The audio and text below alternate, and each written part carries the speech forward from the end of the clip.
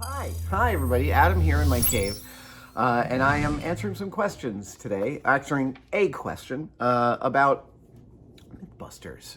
These questions have been, did I barely say that word? MythBusters. I am answering questions about MythBusters, about my time as a host and producer of our beloved show. And these questions have been submitted by tested patrons. If you'd like to know how to become a tested patron, click in the comments below. This one comes from With That. That's the username, WHTHAT. With That. Okay, With That wants to know, are there people you wish had been guest stars on MythBusters? What myth would you want to tackle with them?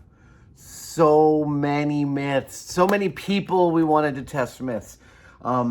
We wanted Jamie Lee Curtis on the show.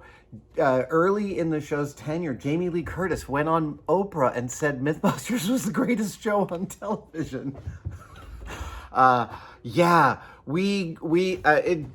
Jamie and Chris became friends. They're incredibly sweet human beings. And they were, the family was obsessed with the show. It was delightful. And we tried. Jamie wanted to come on the show. We wanted to bring her on the show. Unfortunately, it never meshed. It never worked. We were never able to find the right story and the right timing, and it didn't work out. Another one that I really would have loved is, somewhere around 2011, 12, 13, somewhere around there, I'm walking through the San Diego Comic-Con Hard Rock Cafe party, the big party at the end of the con, and somebody grabs my elbow, and it's Elijah Wood. And I don't know Elijah. We have many mutual friends, both in New Zealand and in Hollywood. And Elijah buttonholes me and says, dude, I am such a fan of the show. And I know that it is not within the structure of your show to do this. I know you don't bring on stunt guests, but man, I would love to come on and be a stunt guest. And I was like, oh, we got to find a way to bring Elijah on the show. And we never did. Look, the number of secret makers in Hollywood is delightful. And, they find me, right? So it's like there was no end to people that I would meet that would tell me about, I'd meet them at an industry party and they would tell me about the renovation they were doing or the model making that they did or the pottery, etc. And I mean, it would have been amazing to be able to bring a roster of incredible people through the show. But again, the production cycle on MythBusters was fairly brutal. As I've said, 42 weeks a year, very few breaks.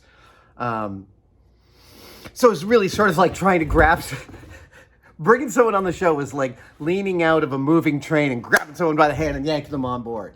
Sometimes it worked. We had Ricky Jay on the show. My freaking hero, Ricky Jay, came on and did a showdown with me with playing cards. That was like my wildest dream come true. Seriously. Seriously. I saw Ricky Jay perform at the International Jugglers Convention in 1982, 83. In SUNY Purchase, New York.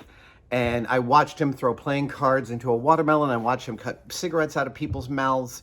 And then when we started MythBusters and we did Killer Playing Card of Death, and we had Ricky Jay's seminal work on the subject, Cards as Weapons, I called him up.